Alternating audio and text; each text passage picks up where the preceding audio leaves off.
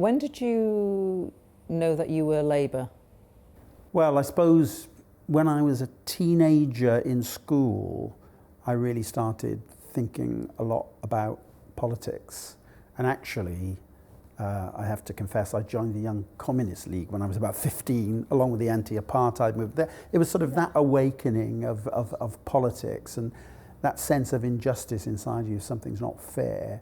And I think I realised that, you know, a lot needed to be done to make society fairer and to make the world a fairer place. And I was a typical, you know, teenager who, you know, spoke out a lot, had opinions, had something to say, probably not that well thought through sometimes, and that you ought to try and do something about it. So I did that. And then, you know, as I got a little bit older, I thought, well, how can you really change things? And that's when I got involved with and joined the Labour Party as a teenager. So we talked about your journey to Oxford. So not only are you going from your background to doing PPE, you then become president of the Oxford Union. Now, lots of our viewers, I mean, you know, frankly, most of my mates wouldn't know the significance of that. But that is something that future prime ministers go on to do. It's a very, very elite position at Oxford. I've never been near the place, so tell me in your own words.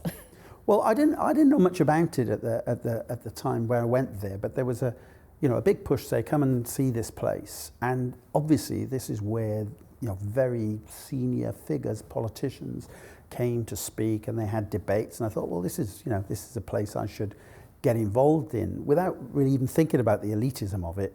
But you're right, people dressed up in strange costumes, you know, in sort of white tie and black tie and things like that. But that's not entirely alien if you come from a working class background. I remember my dad never left the house to go to the club without putting a suit and tie on. So, I was used to that idea that you would dress for the occasion, you know. And, I got invited to speak there, actually, because I was involved in the Fabian Society. It's a sort of labour organisation of ideas, you know, when I was in university. And being involved in that, I got invited to come and give a speech as a student speaker at the union.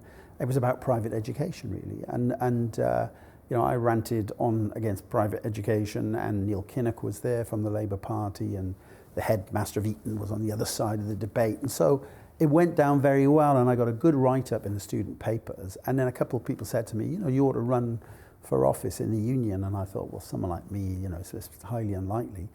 But in fact, I progressed through the system and ended up. So before me, someone viewers would know very well, William Hague was the president before me.